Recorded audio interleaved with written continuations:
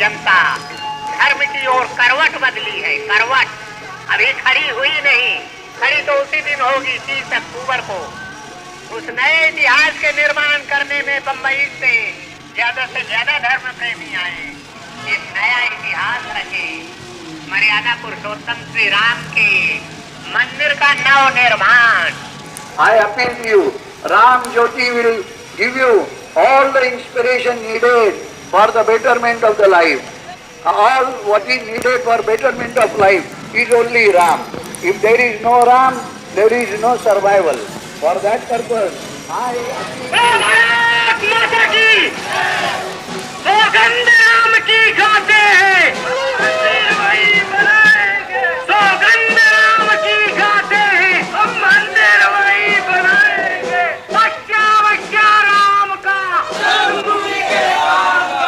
बच्चा बच्चा राम का। Ram Janmabhoomi actually belongs to Hindus. It's all Hindu only. We are all Hindu and we are supporter of Hindu. आपको लगता है कि ये राम जन्मभूमि बनेगा? Yes, definitely, 100%. आप क्या काम करते हैं? I am doing my business, oil business. तो आप जाने वाले हैं अयोध्या? Yeah. कौन सी तारीख को निकलेंगे? Well, that depends on my booking. यहाँ से कितने लोग जाएंगे? They say, well, not less than 50,000.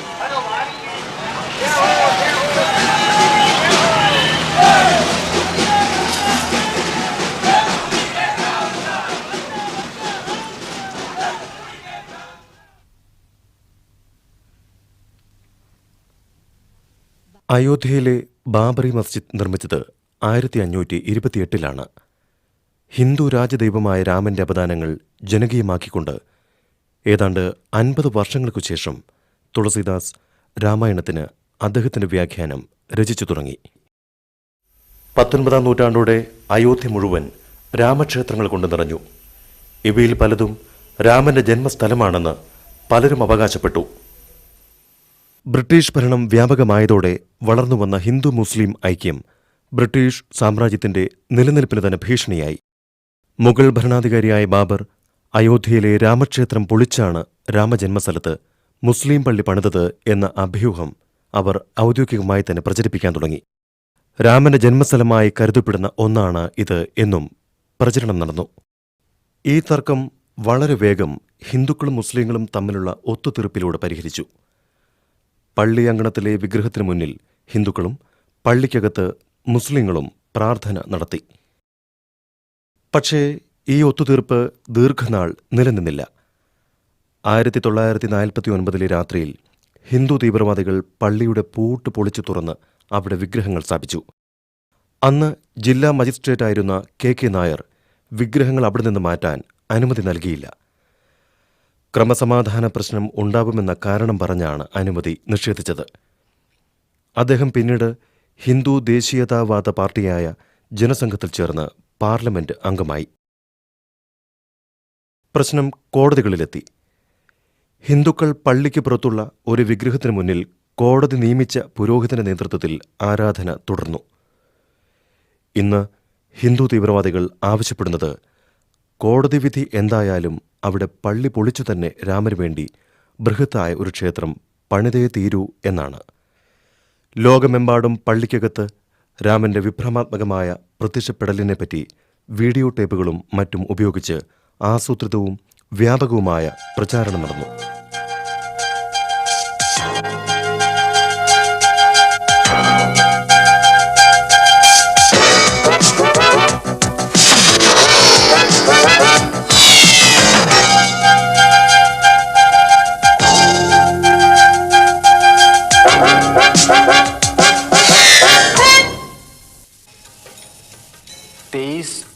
दिसंबर की रात मैंने देखा कि बाबरी मस्जिद में यकायक चांदनी सी फूटी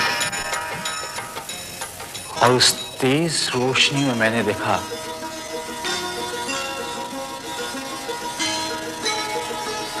कि एक 4-5 साल का बेहद खूबसूरत लड़का खड़ा है। जब बेहोशी टूटी तो मैंने देखा कि सदर दरवाजे का ताला टूटकर जमीन पर पड़ा था। सिंहासन पर बुत रखा हुआ था और लोग आरती उतार रहे थे। 22 दिसंबर 1949 की रात्रि में भगवान श्री राम लला अयोध्या में अपनी जन्मभूमि पर प्रकट हुए।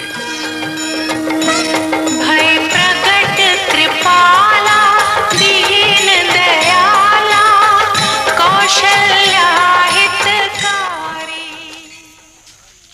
ആരോ കണ്ട ആ വിഭ്രാന്തിക്ക് പല വ്യാഖ്യാനങ്ങളുമുണ്ടായി. അയോധ്യയിൽ പള്ളിക്കകത്ത് രാമവിഗ്രഹങ്ങൾ കൊണ്ടുവച്ച പുരോഹിതരിൽ ഒരാൾ ഇന്നും ജീവിച്ചിരിപ്പുണ്ട്.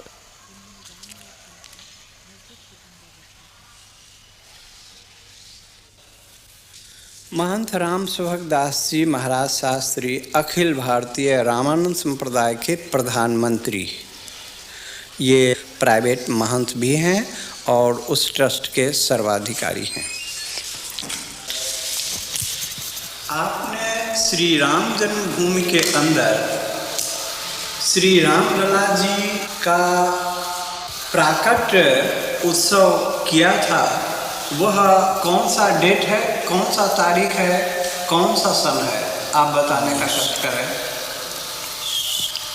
23 दिसंबर 1949 ईस्वी। 23 दिसंबर 1949 ईस्वी में आपने श्री राम लला जी का प्राकट उत्सव किया था और वहाँ बाबरी मस्जिद में भगवान का अवतार हुआ था आपके द्वारा। आपके ऊपर भी कोई ऑर्गेनाइजर था? उस नियुक्ति में प्रधान नैयर साहब थे। के नैयर जो यहाँ के डीएम थे। और 1949 से लगातार प्रतिमा रखी गई है, तब से नहीं हटाई गई अभी तक।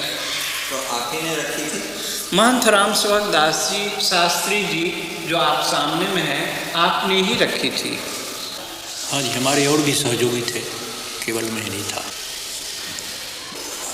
तो मूर्ति रखने का काम आपको कैसे, उसके बारे में आपने कैसे सोचा? ये तो स्वप्न रूप हुआ।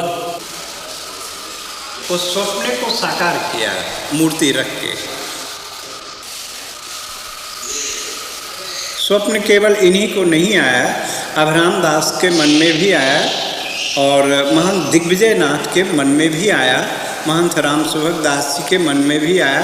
प्रधान पुजारी उस समय मूर्ति रखने वाले यही आप हैं, महंत राम सुभग दास जी शास्त्री, जो इस समय अयोध्या के सबसे वयोवृद्ध।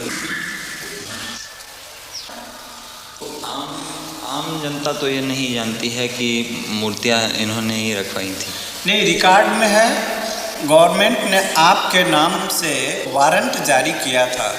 वो वारंट का नकल मैं इस समय आपको मौजूद है, मैं दिखा सकता हूँ आपको।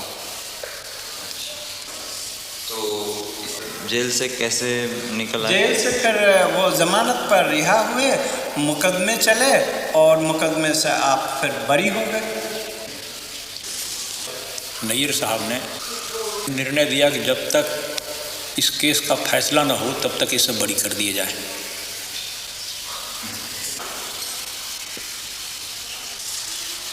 मेरा जो प्रारंभिक काम था कि भगवान राम उसमें स्थापित हों, इस सिद्धांत लेकर जितना काम करना था मैं किया। अभी बोलने पे मुझे गवर्नमेंट बंद भी कर सकती है इसलिए मैं बोलता हूँ नहीं।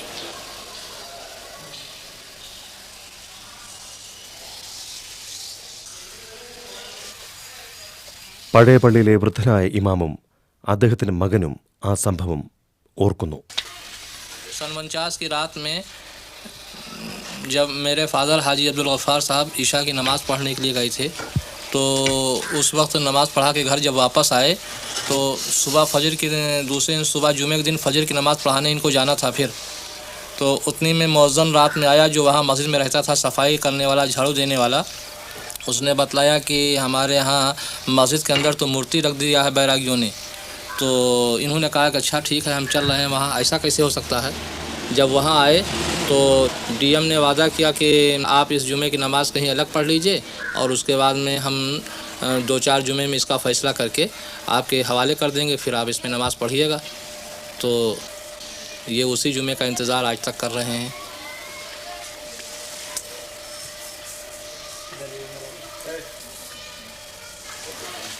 आपकी उम्र क्या है? हाँ, आपकी उम्र कितनी है? 84 वर्ष।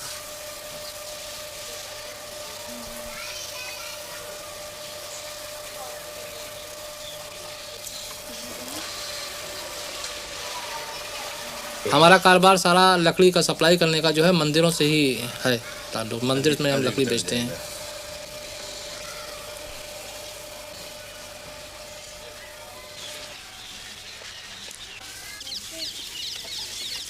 हमारे यहाँ के डिप्टी कमिश्नर साहब, जिनका नाम है नैयर, इन्होंने उसमें बुत रखा दिया रात को, और जब सुबह की नमाज पढ़ने गए लोग तो वहाँ नहीं जाने दिया। गवर्नमेंट के ऑर्डर हो गया। आप जानते थे किसी को जो वहाँ सुबह नमाज पढ़ने? अरे उसमें तैनात हैं, मुकर्रर थे। अजान देने वाला अलग और नमाज पढ़ाने वाला एक खास आदमी होता है जिसको पेश इमाम कहा जाता है।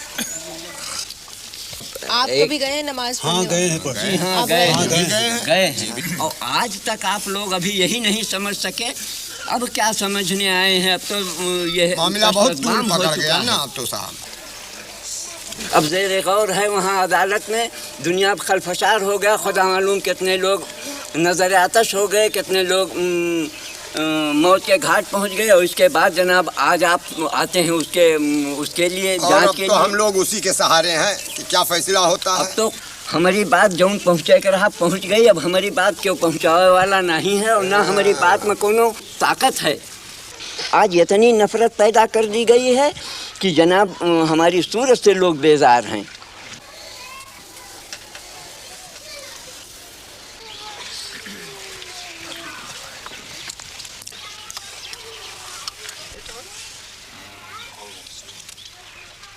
ആയിരത്തി 1986 സർക്കാർ ഹിന്ദു മതമൗലികവാദികളെയും മുസ്ലിം സമുദായത്തെയും ഒരുപോലെ പ്രീണിപ്പിക്കാൻ ശ്രമിച്ചു. ഒരു വശത്ത് അവർ മുസ്ലിം വനിതകൾക്ക് വിവാഹമോചന നഷ്ടപരിഹാരം നൽകേണ്ടതില്ലെന്ന ബിൽ പാസാക്കി. മറുവശത്ത് അവർ ബാബറി മസ്ജിദ് ഹിന്ദുക്കൾക്ക് പ്രാർത്ഥനയ്ക്കായി തുറന്നുകൊടുത്തു. അതേസമയം മുസ്ലിങ്ങൾക്ക് പ്രവേശനം നിഷേധിക്കുകയും ചെയ്തു. പ്രതിഷേധ സൂചകമായി മുസ്ലിങ്ങൾ ബാബറി മസ്ജിദ് ആക്ഷൻ കമ്മിറ്റി രൂപീകരിച്ചു. പക്ഷേ അത് ഹിന്ദു തീവ്രവാദത്തെ ശക്തമാക്കാനേ സഹായിച്ചുള്ളൂ. തുടർന്ന് രാജ്യത്തുണ്ടായ വർഗീയ കലാപത്തിൽ ഏതാണ്ട് 2500ഓളം പേരാണ് കൊല്ലപ്പെട്ടത്.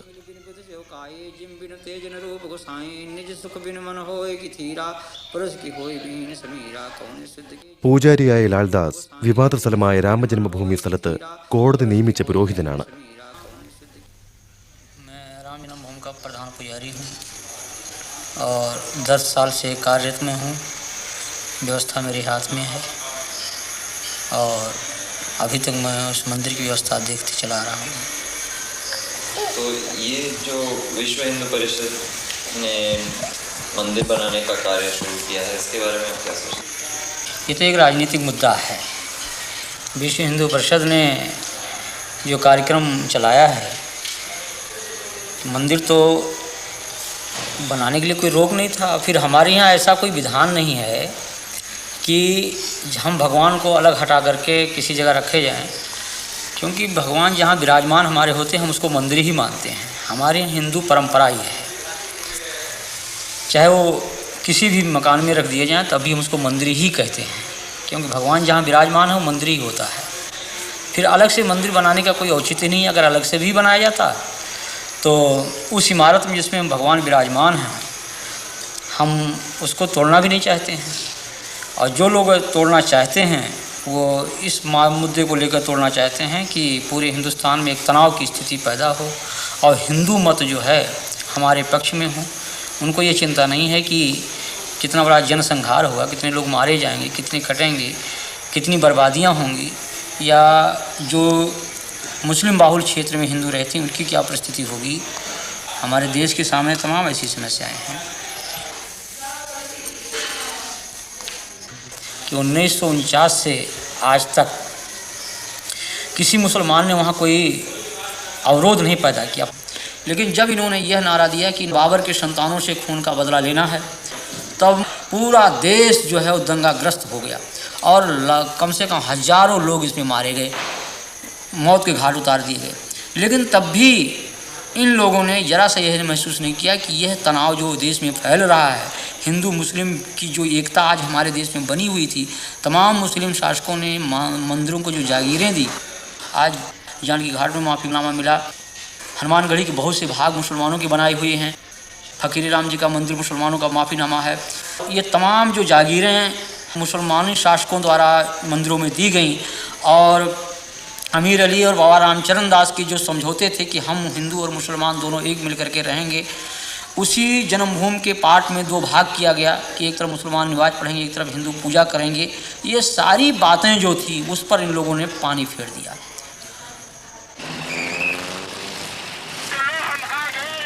ഹിന്ദു തരംഗത്തിലേറി അടുത്ത തിരഞ്ഞെടുപ്പിൽ ഭാരതീയ ജനതാ പാർട്ടി തങ്ങളുടെ ലോകസഭയിലെ സീറ്റ് 2 നിന്നും 85 വർദ്ധിപ്പിച്ചു. 1990 അവരുടെ നേതാവ് LK അദ്വാനി ഒരു എയർ കണ്ടീഷൻ ടൊയോട്ട രഥമായി സങ്കല്പിച്ച് ഒരു പ്രചാരണം ആരംഭിച്ചു. 1990 ഒക്ടോബർ മാസം 30 അയോധ്യയിൽ അവസാനിപ്പിക്കാൻ ഉദ്ദേശിച്ചുകൊണ്ട് 10,000 കിലോമീറ്റർ താണ്ടാനുള്ള രഥയാത്ര ആയിരക്കണക്കിന് കർസേവകരെയും ഹിന്ദു വാളണ്ടിയർമാരെയും കൂടെ ചേർക്കാൻ ഉദ്ദേശിച്ചുള്ളതായിരുന്നു. അയോധ്യയിൽ രാമക്ഷേത്രം പണിയാൻ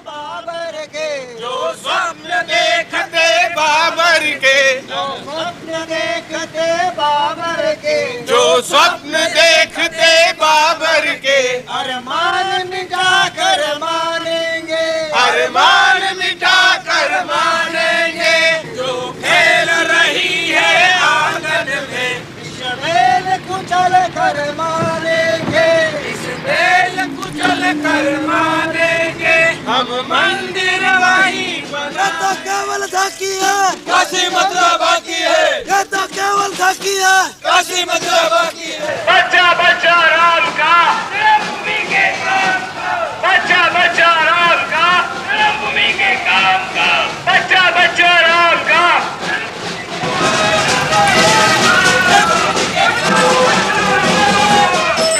देखिए वो ये भाषण चल रहा है ना, तो वही सुन रहे हैं हम लोग। तो वही गरीब के लिए क्या करते हैं ये लोग। अभी हम लोग ऐसे फुटपाथ पर रहते, म्यूनसिपालिटी आती तोड़ डालती, फिर क्या करेंगे। बारिश में बच्चे लोग लेके सोते, स्टेशन में जाते तो भगा देते पुलिस लोग।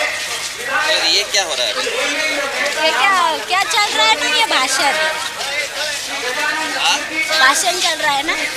के बारे में अभी हमको क्या मालूम, इतना मालूम रहता तो बता देते। हम पढ़े इंसान नहीं है, क्या करेंगे। वो क्या चल रहा है क्या नहीं हमको मालूम भी नहीं। मालूम रहता तो पढ़े ले इंसान होते। मैं अपील नहीं करता हूँ, आज तो मैं सरकार को और सब लोगों को इतना ही बताता हूँ कि अयोध्या में जिस स्थान पर भगवान राम का जन्म हुआ था, वहाँ पर मंदिर के निर्माण को कोई शक्ति रोक नहीं सकती और मंदिर वहीं बनेगा। आज प्रातःकाल में यहाँ पर आया तो मैंने एक अखबार में मोटी मोटी खबर देखी। यहाँ के कुछ वरिष्ठ नागरिकों ने मेरे नाम एक खुली अपील की है, जिसमें कहा है कि Advani warned of communal riots. इस प्रकार की बातें करना के सांप्रदायिक दंगे होंगे, मैं इसको दुर्भाग्यपूर्ण मानता हूँ। मैं इतना जरूर जानता हूँ कि यूं तो शरारत करने के लिए 4 लोग भी कर सकते हैं, लेकिन कम से कम इस यात्रा के कारण किसी भी प्रकार की गड़बड़ नहीं होगी, ये मुझे विश्वास है। और यह यात्रा रिस्पॉन्सिबिलिटी के साथ, उत्तरदायित्व के साथ, लेकिन निश्चय के साथ। यह विकृत सेक्युलरवाद हमको स्वीकार नहीं।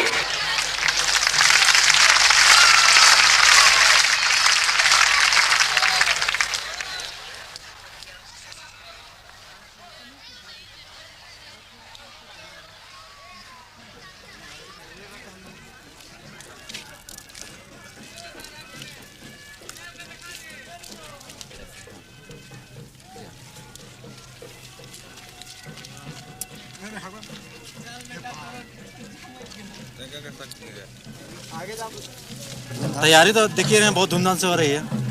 उनके स्वागत के लिए हम लोग तैयारी कर रहे हैं। सरकार के कहने से मंदिर और मस्जिद का निर्माण नहीं होता है। यह धर्म की बात है और पब्लिक का अपना अटूट विश्वास की बात है। आप कौन से पार्टी के हैं? हम पार्टी वार्टी तो खैर छोड़िए, अभी धर्म की बात जहाँ तक बोलते हैं तो हिंदू धर्म से हम कंसल्ट है। मगर पार्टी में नहीं है?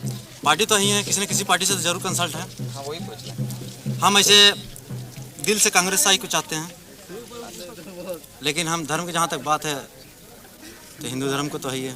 देखिए ना, देखिए मंदिर वो मेरा है। जो अयोध्या में जो मंदिर है वो हिंदुओं का है, वो आज से नहीं है, सदियों पुराना है। उसको मुसलमान लोग भाई तोड़ के बनाया, उसको तो हम मानने को तैयार नहीं है।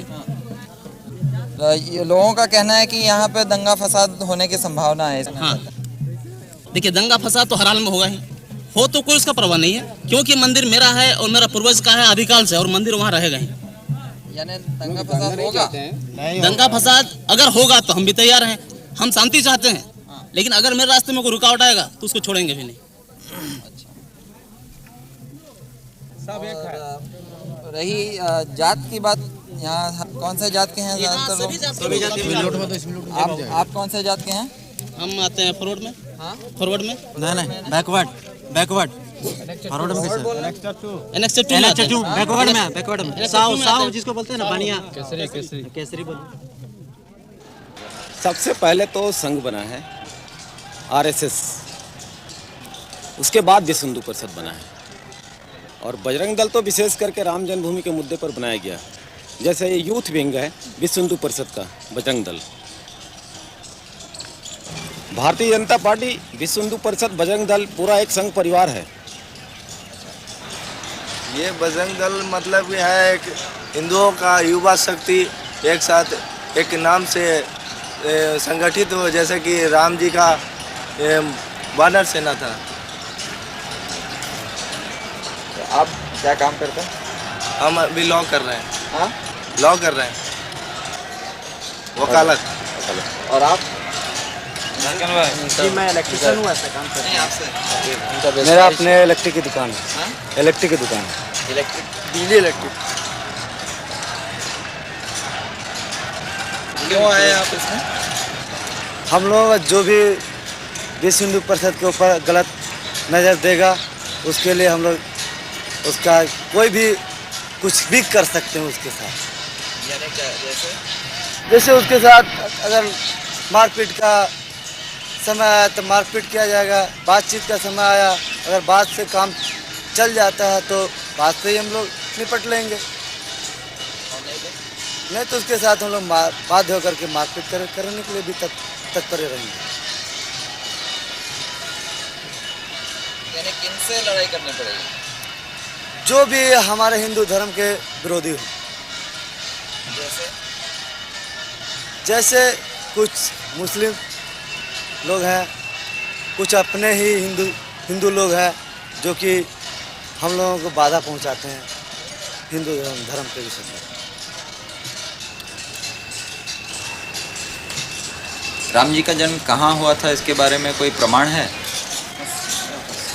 उसके बारे में भी प्रमाण है, जो रामायण में बहुत सारे बातें हैं, उसको दस्तावेज भी प्रस्तुत किया गया है। तो राम जी का जन्म कौन सी शताब्दी में हुआ? ये तो पौराणिक बातें हैं, इसको बताना तो हमारे लिए जरा सा असंभव होगा। राम जी का जन्म कहाँ हुआ ये मालूम है, मगर कब हुआ ये नहीं मालूम। नहीं, तिथि के विषय में कोई जानकारी मुझे देना असंभव लगता है। आप में से कोई और बता सकते हैं? ऐसा तो नहीं कर सकते। आप बता सकते हैं? जी हम नहीं बता सकते, क्योंकि ये ऐतिहासिक विषय है और इतिहास में अपने आप को पिरो देने वाला ही व्यक्ति उसको उसके बारे में कुछ बता सकता है। नहीं, आपने पढ़ा होगा ना लॉ में? अभी हमारा फर्स्ट ईयर ही है, हमने अभी उतना कुछ पढ़ा नहीं है, और लॉ में मेरे ख्याल से ऐसा कुछ मिलेगा नहीं। लॉ में नहीं, अपने जैसे धर्मगुरु वगैरह बताते हैं। हाँ बताते हैं, राम जी का जन्म कितने साल पहले हुआ? खुद हजारों वर्षों की पूर्व, हजारों लाखों हजारों वर्षों की पूर्व। कौन सी शताब्दी? इसका इतिहास की पूरे विषय त्रेता युग में। इतिहास से आधुनिक इतिहास से इसका पता हम नहीं कर सकते। द्वापर युग में कृष्ण का। आओ महाराज जी आओ। अच्छा आओ, मैं आपको बता दूं। आपको आराम से आराम। आपको धन्यवाद है।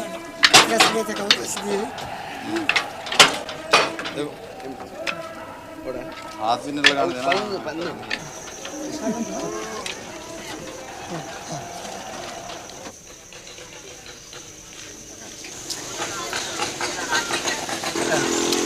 क्या कर रहे हैं यहाँ?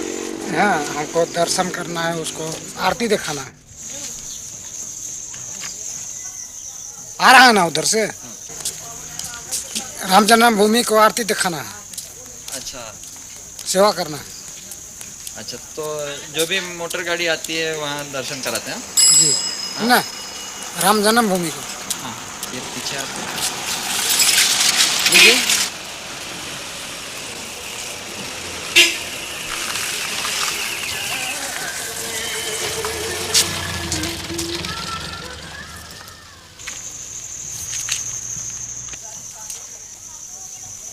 मंदिर आएगा उधर से।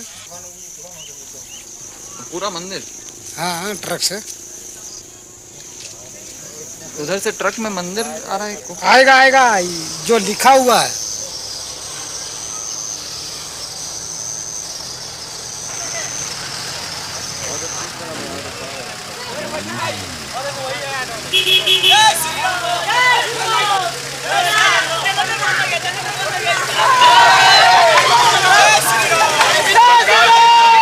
अधिकारियों को अडवाणी जी की ओर से खास धन्यवाद। आपने बहुत अच्छी, ये सामने नहीं गाड़ी रहेगी, सामने गाड़ी नहीं रहेगी, कोई गाड़ी हमारे रथ के सामने नहीं। जय श्री राम। चलिए।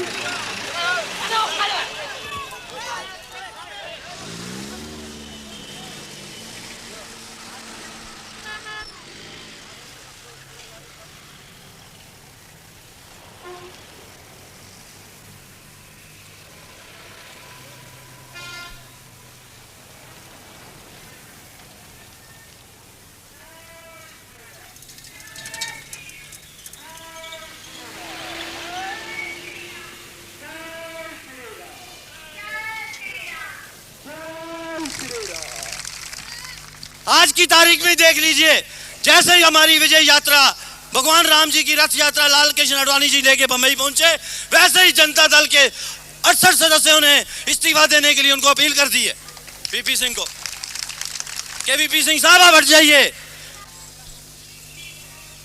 और वीपी सिंह साहब को देखिए, मंडल लोग की क्या आवश्यकता थी आज की तारीख में? आप सबसे सलाह मशवरा करते, पहले दूसरे मसले हल कर दे, लेकिन नहीं, उनको अपनी कुर्सी बचाने के चक्कर में मंडल आयोग थोप दिया। और मुलायम सिंह यादव जैसे आदमी कहते हैं हम रथ यात्रा को अंदर नहीं घुसने देंगे। असली यादव नहीं लगता हमें, क्योंकि अगर असली यादव होता तो रथ यात्रा का स्वागत करता। ये असली यादव नहीं है।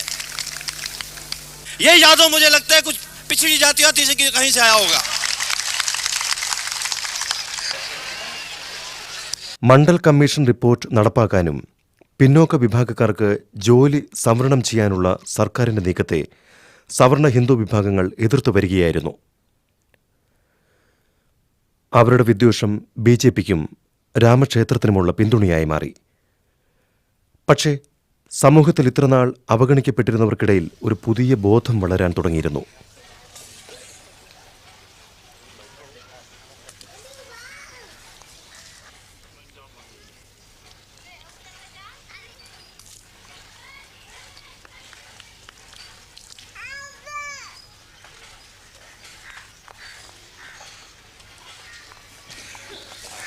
मैं गोमती नगर की रहने वाली हूँ और नाम मेरा भगवान देवी है। सिलाई का काम, कपड़ा की दुकान भी है, दोनों दुकानदारी में करती हूँ।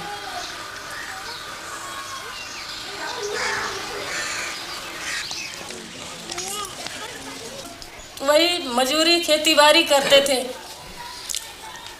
और खेती बाड़ी करते थे। उन्हीं लोगों को जो मंदिर में बैठते हैं पुजारी लोग पूजा करते हैं, उन लोगों के हम नौकरी करते थे और काट बीन करके देते थे तो वो खाते थे, पेट भरते थे।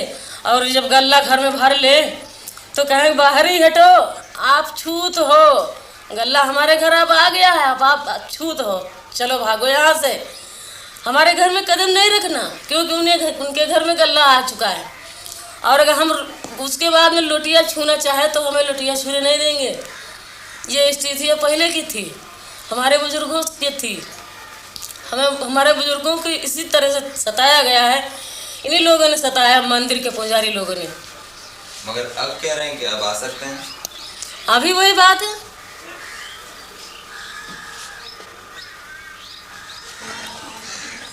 यहाँ काश होता रहा, हम काश करने वाले 45 साल की मेरी उम्र है। आज कितने साल हुई जिस वक्त अंग्रेज गया है, तो अगर तोड़ना जिसको रहा है तो वही से हटा दिया होता। न जाने कब बना। आज हम चार छः बार अयोध्या जा चुके हैं और वहाँ पर मंदिर और मस्जिद बराबर बना है। तो जब नारा बोलते हैं कि हिंदू मुस्लिम भाई भाई, आपस में सब भाई भाई, तो जब भाई भाई हो आज 40 साल और पता नहीं कितने साल पहले से बना, तो अब उसमें क्यों मंदिर तोड़ दिया जाए, क्यों मस्जिद तोड़ दी जाए? दोनों बने रहे। जैसे हम हिंदू भाई एक जगह बैठते हैं तो हम दोनों भाई रहे। वो भी देवता हैं, वो भी देवता हैं, हम दोनों को मानते हैं। मुस्लिम भाई उसमें नमाज़ पढ़े, हम उसमें पूजा करें। हमारी समझ में ये आता है। और उसमें एक बिगाड़ने से कोई नतीजा हल नहीं होना है, और सिवाय नुकसान, जनता पर नुकसान होना। आप कौन सी जाति हैं? हम रैदास चमार जिसको कहते हैं वही है।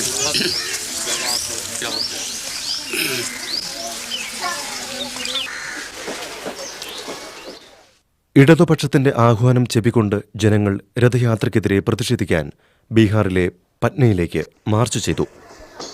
43 साल के आज़ादी के बाद में भी महंगाई आज आसमान को छू रही है, बेकारी आज करोड़ों नवयुवकों की है, भूखमरी और गरीबी, आधे से अधिक लोग आज भी उस लक्ष्मण रेखा के नीचे हैं। यहाँ पर निरक्षरता, बीमारी चारों तरफ फैली हुई है। मगर मालूम होता है पिछले कुछ महीनों से कि मानो इस देश में इनमें से एक भी समस्या ऐसी है ही नहीं। एकमात्र समस्या अगर कोई है तो वो है मंदिर और मस्जिद की। बिरथ रघुबीरा के नाम पर एक रथ पर चढ़कर एक पक्ष के नेता उनका चुनाव चिन्ह कमल को लेते हुए और भारतीय जनता पार्टी का ध्वज लहराते हुए देश भर में रथ यात्रा करते हुए घूम रहे हैं। तो ये किस लिए घूम रहे हैं? बीजेपी के लिए वोट बटोरने के लिए। अगला चुनाव अगर आवे तो 88 का 188 किस तरह किया जाए, इस बात पर सोचने के लिए। मैं ये कहता हूं कि उनके सारे ये रंगीन सपना चूर चूर होकर रह जाएंगे, क्योंकि इस देश में बहुसंख्य हिंदुओं ने धर्मनिरपेक्षता को अपनाया है। अगर आज ये भारत एक धर्मनिरपेक्ष देश के रूप में है, इसका बहुत बड़ा श्रेय इस देश में बसने वाले 85% हिंदुओं को बेशक जाता है। लेकिन न महात्मा गांधी, न जवाहरलाल नेहरू, न फांसी के तख्त पर लटकने वाले हमारे वो सैकड़ों तमाम जो शहीद हुए, उनमें से एक ने हिंदू राष्ट्र के लिए अपनी जान नहीं दी। इस बात को भुलाया नहीं जा सकता है। मगर ताज्जुब की बात है, हट है, मंदिर वहीं बनाएंगे और मस्जिद तोड़ करके ही बनाएंगे। इसमें राम की मर्यादा है। अयोध्या राम का जन्म स्थल है, माना। ये बात हिंदुओं का एक विश्वास, उनकी अस्मिता का सवाल है, इस बात को मैं मानता हूं। पर मैं ये कहता हूं कि मुझे कोई कह दे, अडवाणी जी या कोई और, कि अयोध्या का वो कौन सा चप्पा जमीन है कि जो राम की याद से पवित्र नहीं, ये मुझको वो कह दे। अयोध्या के कहीं भी जाकर के आप मंदिर बना लीजिए। हम में से हर किसी ने 1000 बार इस बात को मंजूर किया कि मंदिर आप बनाएं, बेशक अयोध्या में बनाएं, बेशक भव्य बनाए, मगर ये हट न करे कि मस्जिद टूटने पर ही वो मंदिर बनेगा, ये हट न करे। हम में से कोई लाल झंडे मानने वाले हो या कोई और भी हो, हम सब धर्मों की श्रद्धा करते हैं। एक धर्म की अस्मिता और अहंकार के नाम पर दूसरे धर्म की अस्मिता और आस्था आप तोड़ नहीं सकते, इस बात को ध्यान में रखिए। दोस्तों, हिंदू धर्म में सहिष्णुता है, असहिष्णुता भी है, मानवता भी है और जात पात की व्यवस्था भी है। और इसीलिए वर्षों से संत और महंतों ने अनेक प्रकार के सुधार लाने के प्रयत्न किए। जात पात व्यवस्था के खिलाफ उन्होंने अपनी आवाज बुलंद की, आज भी वो कायम पड़ा हुआ है। आज एक नया प्रयत्न चल रहा है कि इस देश के अंदर में जिनको प्रशासन से दूर रखकर कहा गया कि ये सिर्फ सेवा और चाकरी करने के सिर्फ इसी लायक हैं और किसी चीज के लायक नहीं हैं, आज एक प्रयत्न किया जा रहा है कि देश के कारोबार चलाने में उनको भी हाथ बटाने का मौका दिया जाए।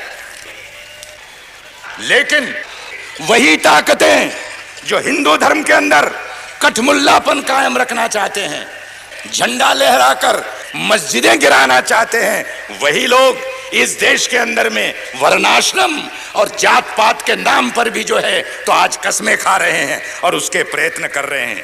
इनके चेहरों को देख लो, इनको पहचान लो, इनकी मनोवृत्ति को समझ लो। और इसलिए मैं कहूंगा कि यहां पर ये सारी लड़ाइयां एक तरह से जुट गई हैं कि मस्जिद कायम रहेगी, मंदिर जरूर बनेगा। इतना ही कहते हुए मैं अपनी बात को समाप्त करता हूं। मैं कहूंगा देशद्रोहियों सावधान, जाग उठा है राम भगवान। आपने कहना है देशद्रोहियों सावधान, जाग उठा है राम भगवान। मैं कहूंगा ये तो पहले झांकी है। आपने कहना है काशी मथुरा बाकी है। यह तो पहले झांकी है, काशी मथुरा बाकी है। इन्होंने तलवार दी थी भाई को, आज मैं उनको ये तलवार दे रही हूँ, उनके अभय के लिए, उनके निर्भय के लिए।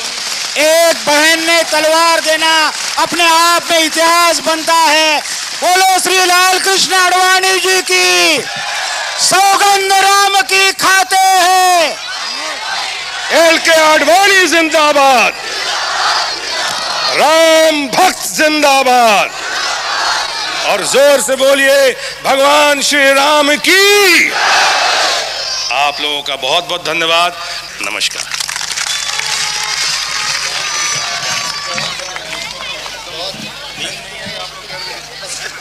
लोग कहते हैं कि आप अदालत का फैसला क्यों नहीं मानते? अदालत क्या इस बात का फैसला करेगी कि यहाँ पर राम का जन्म हुआ था कि नहीं हुआ था?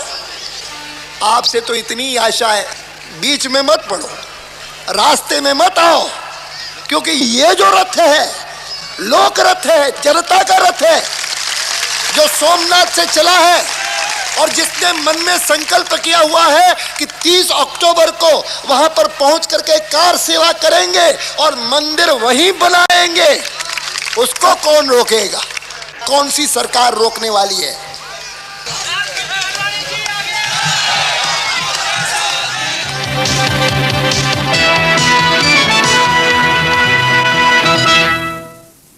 BJP നേതാവ് LK അദ്വാനിയുടെ അറസ്റ്റിൽ പ്രതിഷേധിച്ച് പാർട്ടി ആഹ്വാനം ചെയ്ത ബന്ദിൽ രാജ്യത്തിന്റെ വിവിധ ഭാഗങ്ങളിൽ അക്രമങ്ങളുണ്ടായി.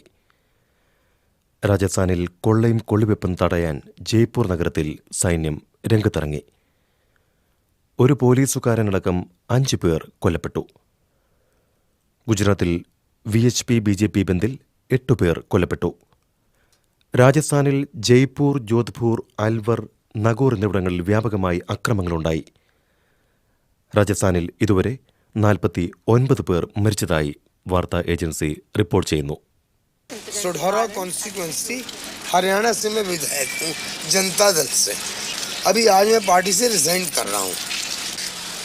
ये मंदिर बनना चाहिए क्योंकि मुसलमान जो लोग हैं वो हमारे किराएदार हैं।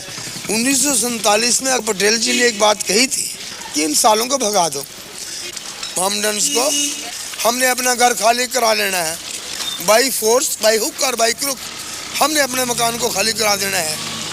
आती है करा कर रहेंगे।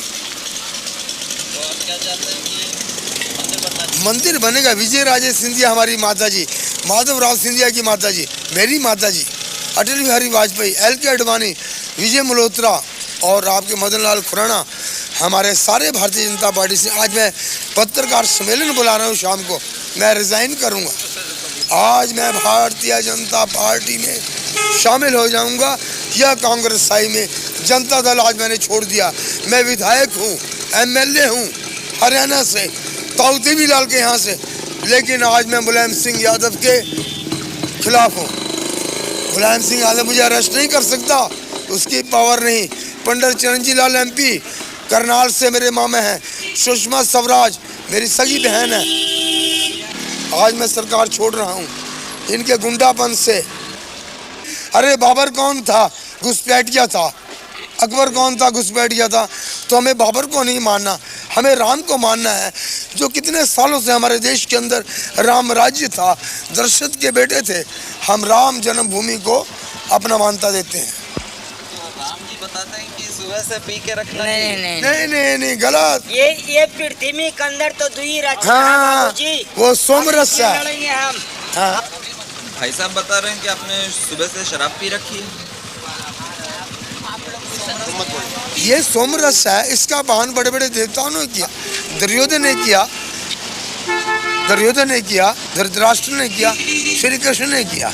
तो ये तो सोमरस है, इसको पीने के बाद दिमाग बढ़ता है।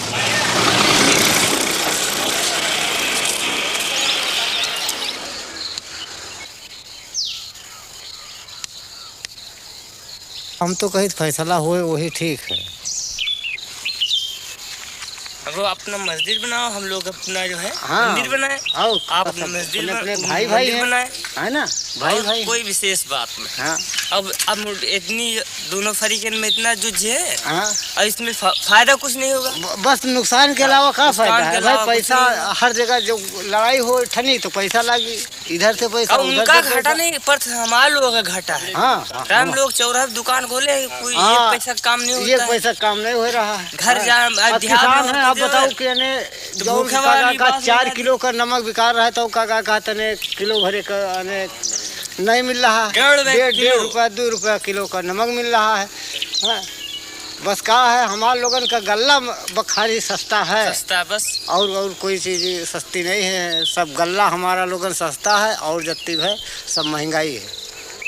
ये बात हाँ।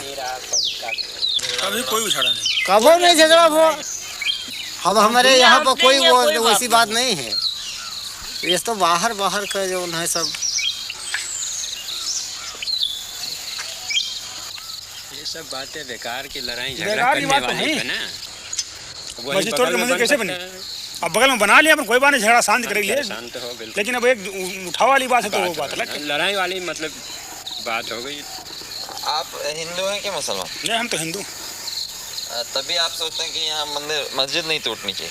बिल्कुल, क्यों भाई हमारे मंदिर बना हो, कोई तोड़ा लागे तो हम कैसे बात तोड़ जाए मंदिर? हाँ, तो अगर तुमको मस्जिद बनाना है तो अपन अलग बना लो, या जैसे भी लोगों को मंदिर बनाना है तो अलग बना ले दूर। मस्जिद न तोड़ा, जैसे एक चीज़ बनी है तो तोड़ना नहीं ठीक, वो क्यों तोड़ा?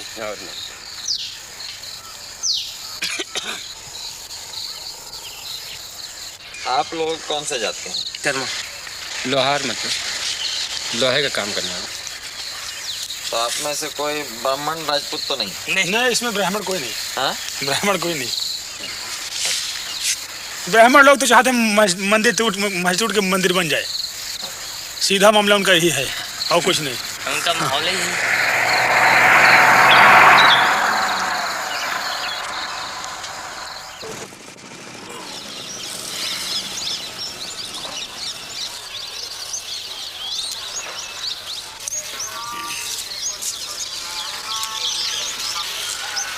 आप यहाँ कितने साल से हैं?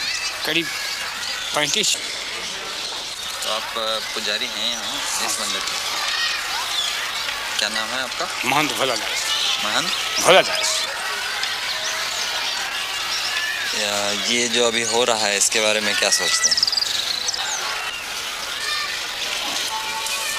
पहले तो बहुत बढ़िया अयोध्या था, कोई अयोध्या में कोई बवाल नहीं था, बहुत कोई परिपंच नहीं था, एकदम भगवान को नगरी शांत स्वभाव था। अब तो बवाली बवाल बवाली बवाल बवाली बवाल चलता है।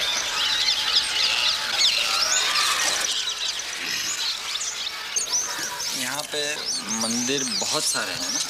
हम मंदिर बहुत है। पुरानी जमाने के 5000 मंदिर है। आप तो घर घर मंदिर है, घर घर सब मंदिर है। जो 2 कोठरी बनाए जो भगवान को मंदिर बनवा लिए हैं। और मस्जिद भी है यहाँ पुराने? मस्जिद भी कई गो है। जब अंग्रेजों की ज़माना था तो मुसलमान भी काफ़ी था, कोनो आवाज़ बवाल नहीं होता था। अयोध्या के जिम्मेदार रहे मुसलमानों, हाँ, जो अच्छन मियाँ नाम को था, पहले अयोध्या का जिम्मेदार था। ये अमावा कोठी है, ये सब मुसलमानी का था। ये सब पूरा मस्जिदें रहे। ये मणि पर्वत है जो कम से कब्र कब्र है। वहाँ करीब कोतवाली के पीछे 9 गजी है, 9 गज के कब्र है। हाँ, वो मस्जिद भी है वहाँ और 9 गज के कब्र है। कोई बवाल नहीं था, कोनो परिपंच नहीं था। ये तो केवल वही राम जन्मभूमि के तब से बवाल बवाल बवाल शुरू होते। बस वो जब नैयर साहब रहे तब से, पहले कहाँ बवाल रहे हैं। भगवान जन्म लिया था, अभी नहीं मालूम कि ये घर में लिया कि वहाँ पर लिया कि वहाँ पर लिया कि वहाँ पर लिया कि वहाँ पर लिया, मगर भगवान अयोध्या में जन्म लिया। अब ये कैसे कहो कि हम यही मस्जिद में जन्म लिया।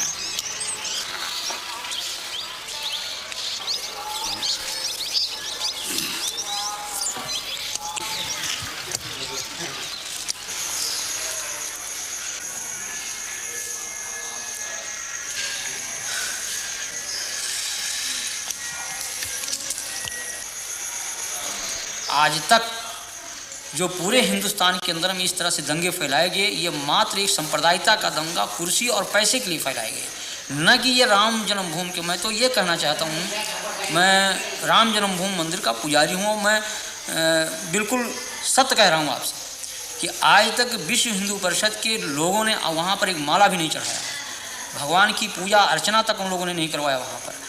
और बल्कि उन्होंने व्यवधान डाला। हमने हाई कोर्ट में रिट दायर किया और रिट दायर करके तब वहाँ की भोग व्यवस्था चालू करवाया। तो यहाँ की जनमानस ने कभी इसको स्वीकार नहीं किया। लेकिन इसमें कुछ किराए के साधु जिनको पैसा चाहिए, पैसे पर खरीदे गए, रामशिलाएँ घुमाई गईं। उसके उन रामशिलाओं को उन लोगों ने अपना कमरा, अपना मकान बनाना शुरू किया और काफ़ी जनभावनाओं को उन्होंने दोहन करके और बड़ी बड़ी बिल्डिंगें तैयार कर ली। करोड़ों अरबों रुपए इन लोगों ने इकट्ठा किया, विभिन्न बैंकों में इन्होंने डाला और लाखों रुपया उन्होंने व्यक्तिगत अपने खाते में इन लोगों ने डाला। तो लोगों की हत्याएं हो जाएं, लोग नष्ट हो जाएं, इससे इनको कोई मतलब नहीं। इनको मतलब पैसा मिले, कुर्सी मिले।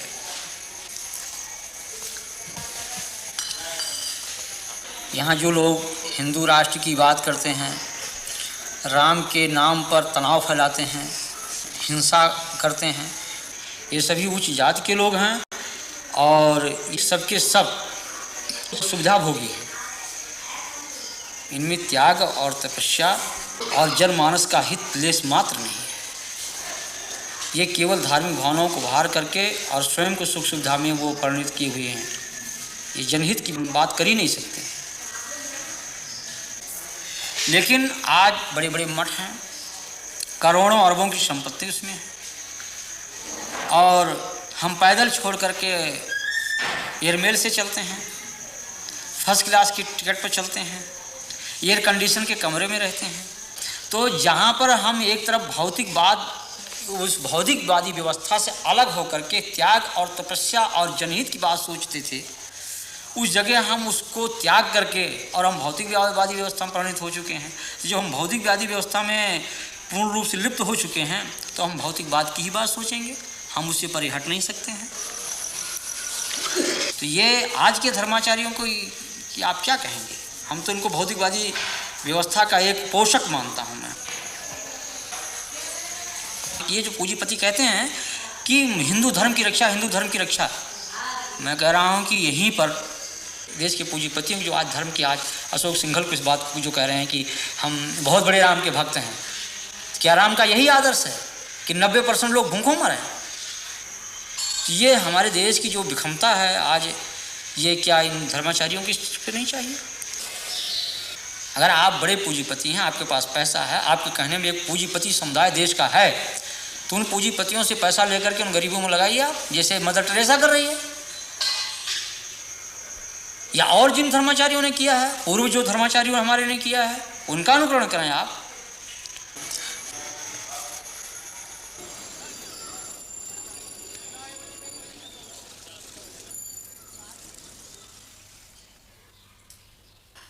मैं इनकम टैक्स डिपार्टमेंट में डिप्टी कमिश्नर हूं। पिछले साल मार्च 2 को मैंने विश्व हिंदू परिषद के जो अकाउंट्स हैं उनके बारे में जानने के लिए इनको सम्मन्स जारी किए थे। अशोक सिंघल समेत जो लोग इनका हिसाब देखते हैं उनको भी दिए गए थे। 24 घंटे के अंदर अंदर विश्व हिंदू परिषद का एक बहुत बड़ा डेमोन्स्ट्रेशन 28 लोधी एस्टेट पे प्रधानमंत्री के बाहर हुआ। उसी दिन मेरा मद्रास तबादला कर दिया गया और तब जो सरकार थी उन्होंने उस पूरी इंक्वायरी को दबा दिया, फिर मुझे सस्पेंड कर दिया गया। विश्व हिंदू परिषद के बारे में दो तीन चीजें मुख्य मुद्दे मैं देख रहा था। एक तो ये कि क्या इनके पास बाहर से पैसा आया है कि नहीं आया है। विश्व हिंदू परिषद ने रिजर्व बैंक ऑफ इंडिया को अप्लाई किया था कि हमें बाहर से पैसा लाने दिया जाए, क्योंकि बाहर से उनकी बहुत सारी ब्रांचेज उनके मंदिर के लिए पैसा भेजना चाहती हैं। रिजर्व बैंक ऑफ इंडिया ने इनको ये परमिशन नहीं दी, क्योंकि ऐसे ऑर्गेनाइजेशंस जो देश के अंदर या तो तोड़फोड़ की कार्रवाई कर रहे हो या राजनीतिक कार्यों में लगे, उनको ऐसी परमिशन नहीं दी जाती और विश्व हिंदू परिषद को ऐसी कोई परमिशन नहीं दी गई थी। विश्व हिंदू परिषद अमेरिका नाम की एक संस्था है अमेरिका में, जिसके करीब 200 ब्रांचेस हैं सारे अमेरिका में, और ऐसी ही ब्रांचेस कनाडा और इंग्लैंड के अंदर हैं, जिनकी संख्या करीब 1 लाख से ऊपर सदस्यों की बताई जाती है और इनसे पैसा इकट्ठा किया गया। ये हमारी नॉलेज में था। ऐसा है कि जब इनकम टैक्स का रिटर्न किसी ट्रस्ट को फाइल करना होता है तो उसको सारे अकाउंट्स की तफसील देनी होती है, ये कानून है। 30 अक्टूबर 1979 को अशोक सिंघल ने एक रिटर्न फाइल की, जिसके अंदर उन्होंने उसके ऊपर तो लिख दिया कि हमको इतना पैसा आया और इतना पैसा हमारा गया है, और मैं उसके साथ सारी एक एक चीज का बयान दे रहा हूं कि कहां से पैसा आया कहां से नहीं आया। वो सारी बयान जो था रिटर्न से गायब था। तो हमने ये सबसे पहले था कि उसको हो सकता है कि शायद हमसे खोया हो, हमारे डिपार्टमेंट से खोया हो, तो ये सबसे पहले था कि आप उसका हमें डुप्लीकेट दीजिए सबसे पहले। लेकिन वो सवाल अब ये पता लगा कि उसका डुप्लीकेट ही नहीं है। उनकी फाइल में जो सारे कागज जो कहते हैं हमने सबमिट किए, उसकी आज तक डुप्लीकेट्स उसके आज तक नहीं दिए गए। और इनके कई ऐसे नेताओं के खिलाफ हमारे पास, जो हमारे इन्फॉर्मेंट्स हैं, हमारे पास इंफॉर्मेशन ला रहे थे। इनका झगड़ा भी हुआ विश्व हिंदू परिषद के नेताओं का आपस के अंदर कि 1,66,00,000 रुपए जो शिलान्यास पे खर्चा हुआ वो सारा उसमें काफी बोगस था, उसमें लोग पैसा खा गए हैं। ये बातें वहां पे झगड़ा हुआ, फिर नई कमेटी बनी, लेकिन उसके बाद फिर एकदम ये पूरा विश्व हिंदू परिषद ने जब देखा कि ये बिल्कुल इंक्वायरी उन लोगों की कन्विक्शन के अंदर निकल सकती है, क्योंकि उनके पास ना तो किसी तरह का हिसाब था, तो उन्होंने सरकार के ऊपर ये निश्चित तौर पे दबाव डाला मार्च 8 को कि इसको या तो किया जाए, नहीं तो हम सरकार से अपना समर्थन वापस ले लेंगे। जब ये बार बार ये बोलते हैं विश्व हिंदू परिषद के नेता कि हम कुछ नहीं छुपा रहे हैं, हम जब छुपा नहीं रहे तो आप कानून के आगे अपने गवाही देने के लिए आप क्यों भाग रहे हैं? पिछले 13 महीने से आप छुपते क्यों फिर रहे हैं? एक तरफ क्या इसका एक ही कानून, क्या मुझे तो हिंदुस्तान की पब्लिक ही बताए इसमें क्या सच है क्या झूठ है। हम तो कहते हैं कि नहीं छुपाने का तो प्रॉब्लम क्या है? कोई और ऑफिसर्स भी बैठे हैं वहां पे, अपना सब दे दीजिए आप अपना हिसाब।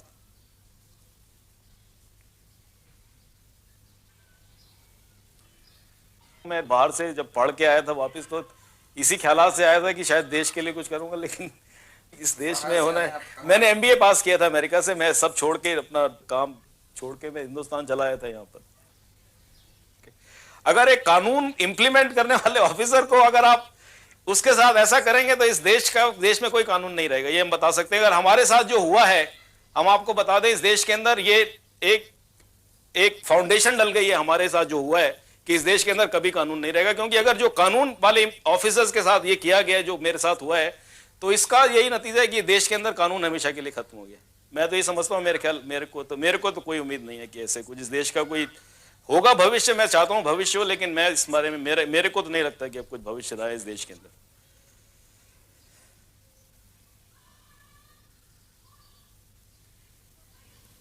जब आपने ये सब कार्रवाइयाँ शुरू की तो उसके बाद किसी ने आपके ऊपर दबाव डाला या धमकियाँ वगैरह दी?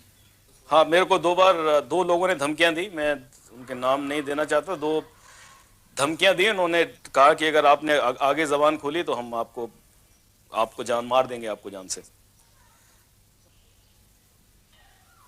ये बात मेरी नहीं है, ये बहुत सारे जितने भी मेरा ये आज तक अनुभव है कि इस देश में जब भी कोई सिविल सर्वेंट ने भ्रष्टाचार के खिलाफ आवाज उठाई है पिछले 10 साल में, वो उस आदमी ने भुगता है।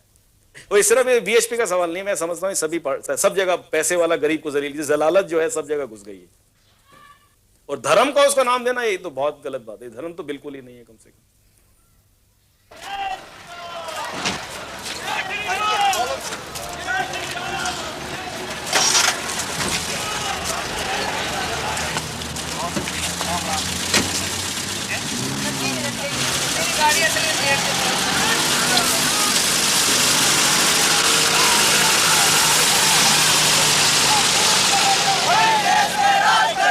हिंदू हित का काम करेगा, हिंदू हित का काम करेगा,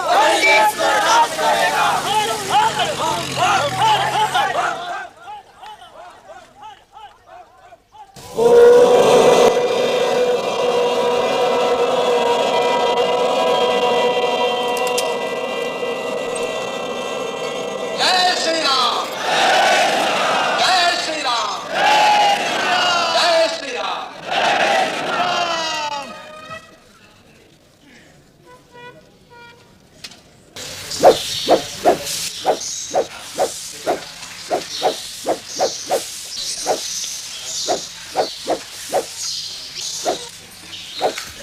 तीस अक्टूबर को हिंदू पहुंचेगा, सरजू में एक बूंद जल नहीं रहेगा, वो खून की धारा से नदी बहेगी और सारा अयोध्या रक्त रंजित हो जाएगा।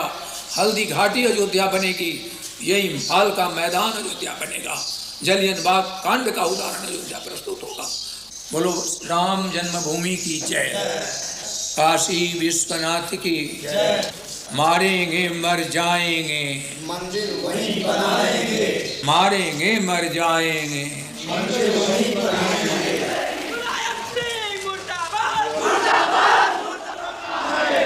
കർസേവയ്ക്കുള്ള ദിനം ഒക്ടോബർ മാസം 30-ാം തീയതിയായി നിശ്ചയിക്കുമ്പോൾ അന്നു തന്നെ നടക്കേണ്ട പരിക്രമയാത്രയുമായി അതിനെ ബോധപൂർവം കൂട്ടിക്കുഴയ്ക്കുകയായിരുന്നു VHP.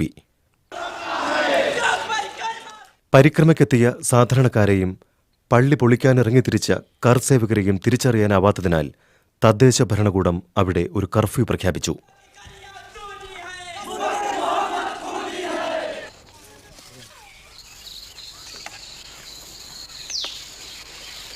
कल क्या होगा? कल ये होगा कि हमारी मौत होगी।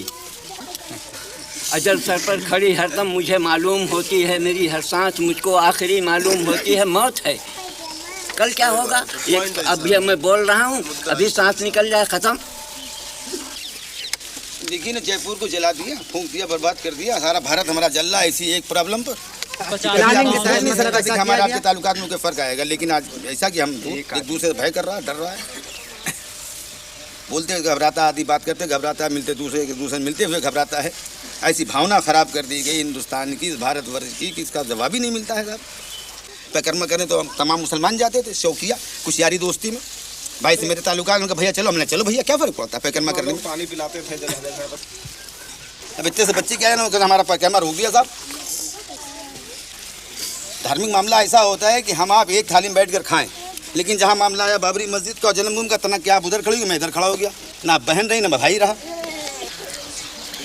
गांव के जो हिंदू हैं उनकी क्या इसमें? हमारे मन में कोई फर्क नहीं, जैसे हम लोग हैं वैसे वो लोग, और ना उनमें भी खड़े हैं। ये वो पीछे लोग खड़े हुए हैं, भैया खड़े तो हैं सब।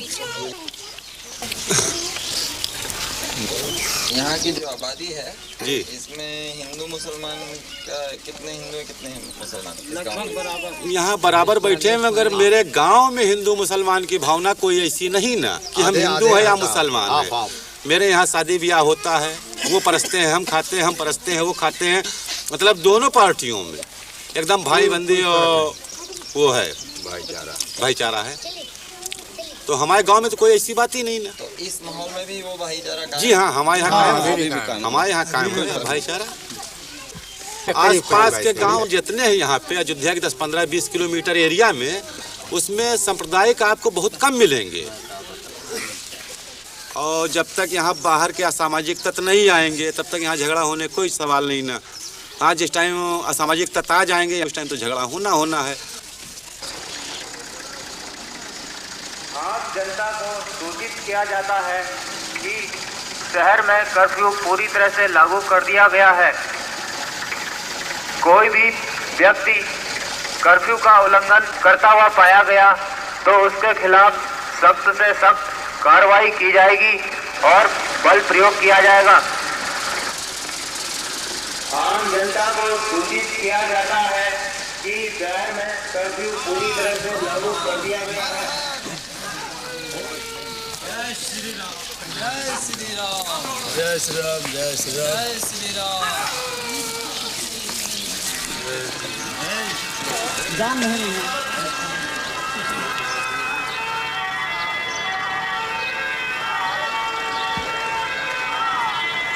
जिस हिंदू का खून खोले खून नहीं हुआ पानी है। अरे जिस हिंदू का खून खोले खून नहीं हुआ पानी है। अरे जिस हिंदू का खून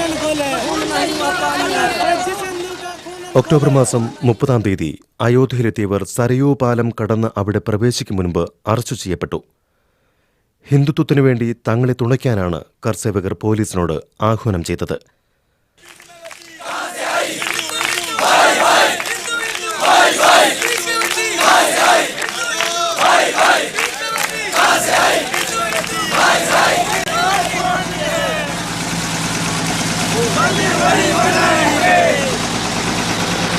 मंदिर वही बनाएंगे।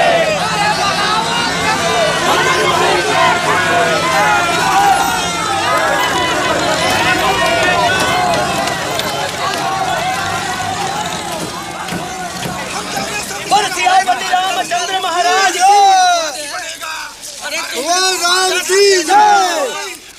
लाठी गोली खाएंगे, मंदिर वही बनाएंगे। लाठी गोली खाएंगे, मंदिर वही बनाएंगे। लाठी गोली खाएंगे।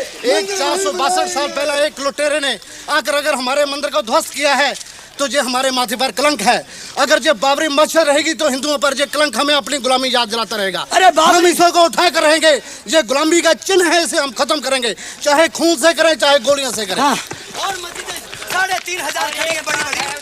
अरे भगवान भी तो हम ही हैं। भगवान का रूप हमारे अंदर है। हम जाएंगे तो मस्जिद भी तोड़ेंगे। भगवान का रूप हमारे अंदर हो, अगर वो उसको कलंक को अपने माथे पर लगा करके रखना चाहते हैं ये उत्तर प्रदेश की सरकार, ये मुलायम सिंह, तो वो बना करके इसको उठा करके और कहीं रख ले, लेकिन मंदिर वही निर्माण होगा गर्भगृह पर। गर्भगृह के ऊपर ही मंदिर निर्माण होगा। लेकिन अब पंजाब की तरह से हम अपने हाथों में रिवॉल्वर पकड़ेंगे। हम गवर्नमेंट सर्वेंट के अध्यापक हैं, लेकिन आप छोड़ देंगे कलम और पकड़ेंगे रिवॉल्वर। एक गौर कीजिए कि महात्मा गांधी को भी गोली किसने चलाई? गोडसे ने। गोडसे कौन था? हिंदू। हाँ, क्यों चलाई? क्यों चलाई? अगर सरकार का यही रवैया रहा तो हर आदमी गोडसे ही बन जाएगा फिर तो। गोडसे ने गांधी की हत्या की अच्छी बात की। हाँ, बिल्कुल सही किया है उन्होंने, बिल्कुल सही किया है। जो इस देश के साथ गद्दारी करेगा उसका यही अंजाम होगा। और एक बात, चाहे वो मुलायम सिंह हो चाहे वीपी सिंह हो, उसका अंजाम यही होगा। लेकिन हम यहाँ धर्म नगरी में आए हैं, मंदिर का निर्माण करने आए, लड़ने नहीं आए हैं। महात्मा गांधी की भी हत्या आपका ठीक है? बिल्कुल सही किया है उसने, गोडसे ने कोई गलत नहीं किया। और धिक्कार है कि जो 70 करोड़ हिंदुओं को एक तरफ रख करके 10 करोड़ मुसलमानों के तलवे चढ़ता फिर रहा है। धिक्कार है ऐसे हिंदू होने पर। अच्छा, आप कौन से जात के हैं? हम हिंदू हैं, खत्री। खत्री सबसे पहले हिंदू, उसके पीछे जात। अच्छा, उसके मगर जात कौन सी है? छत्री। छत्री यानी अरोड़ा। अरोड़ा भैया, अरोड़ वंश के हैं हम। और हारे हैं भैया, इनको पूरा कर लेने दो। हमारा झगड़ा है, इंटरव्यू पूरा कर लेने दो। हाँ,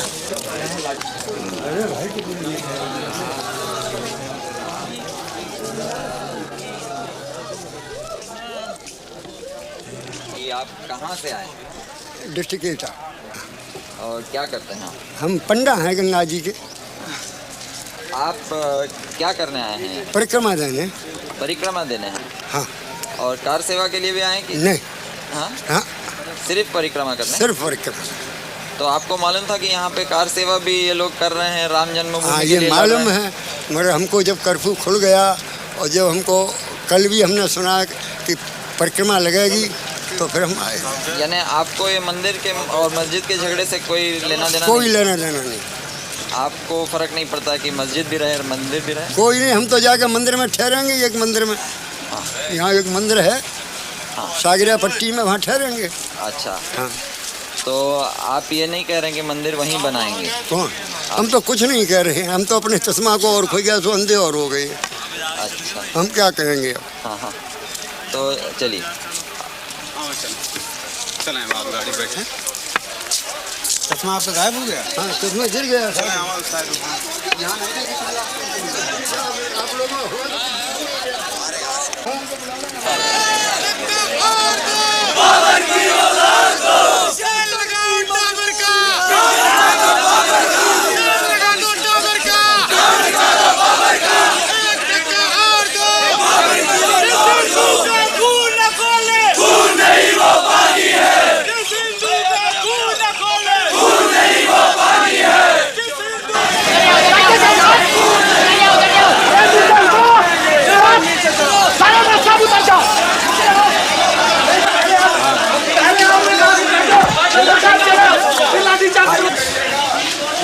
कैसे जाने दो भाई। अरे पत्रकार अरे यार श्रीमान जी निकल रहे हैं हम लोग। श्रीमान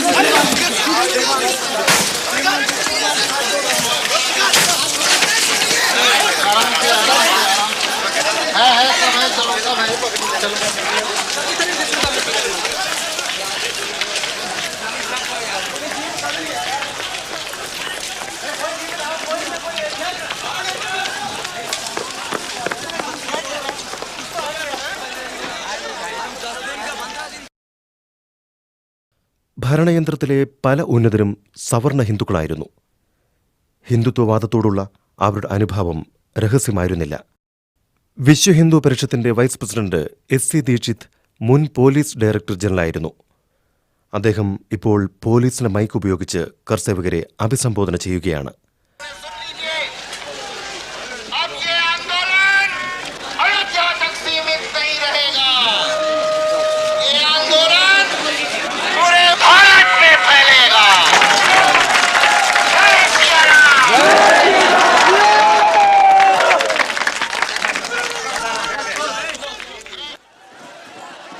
പ്രസംഗം അവസാനിച്ച നിമിഷങ്ങൾക്കകം അത് പോലീസിലും ചലനമുണ്ടാക്കി. ബാരിക്കേഡുകൾ തകർത്ത് കർസേവകർ പള്ളി അങ്കണത്തിൽ പ്രവേശിച്ചു.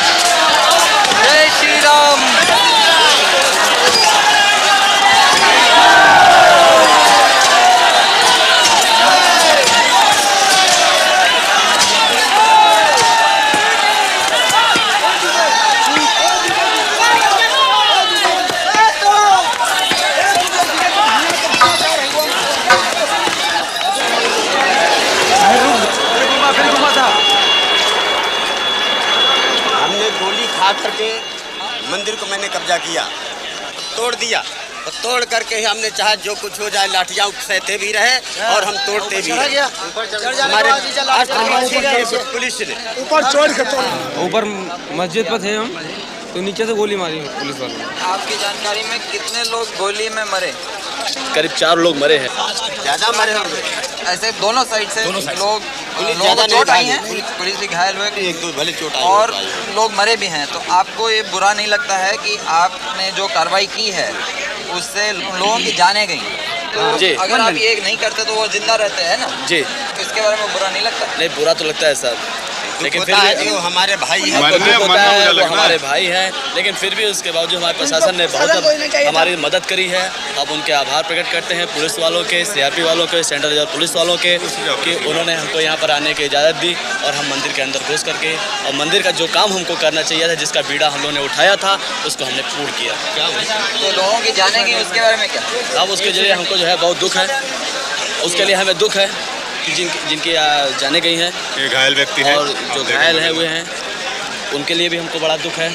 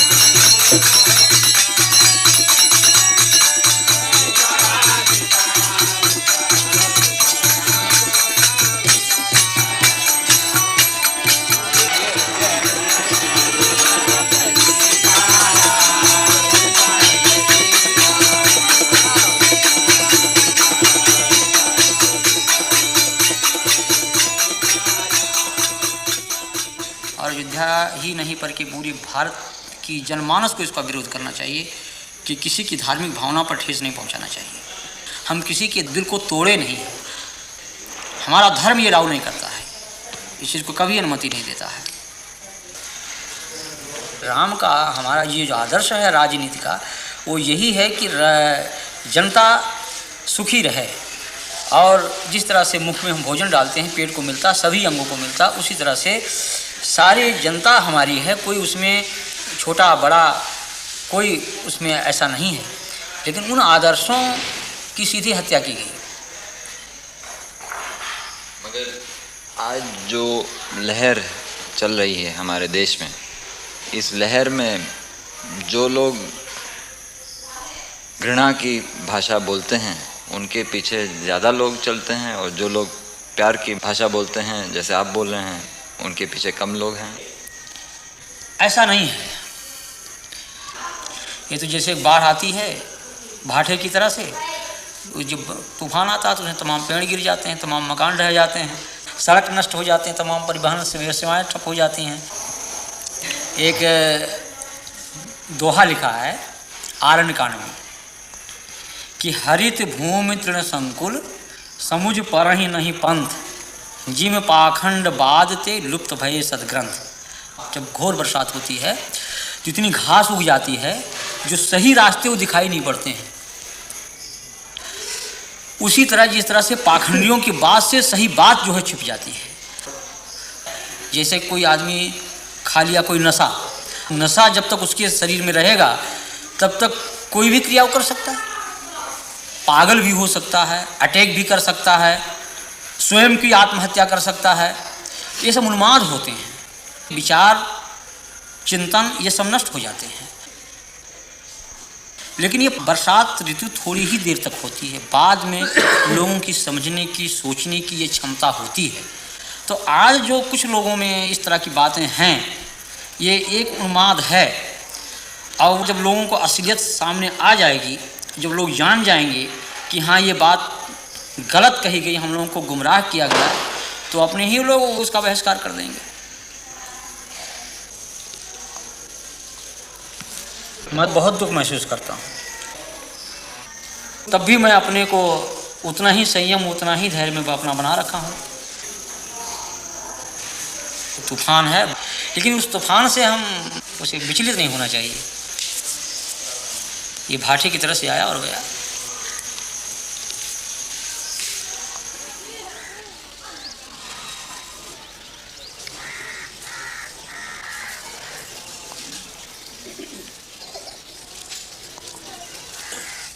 मंदिर के अंदर हमें जाने ही नहीं दिया जाता है। तो मंदिर से हमें क्या लाभ है? मंदिर की मूर्ति अगर पीस दी जाए तो वो तो दोबारा हम कई प्रकार के मसाले से बना सकते हैं, लेकिन हमारी अगर जनता कट जाए तो हम किसी प्रकार का मसाला उसमें नहीं लग सकता है। और अगर देखिए हमारी इस बस्ती में बहुत से लोगों की जन्म भूमि हुई है, उनको यहाँ से निकाला जा रहा है। अभी यहाँ ही गांव से करीब 150 बस्ती है, उनको निकाला जा रहा है। और ये कहीं केवल राम है, उनकी भूमि के लिए लोग कितना परेशान है और संख्या भी उसके पीछे दौड़ रही। देखिए मैं क्यों दौड़ूं?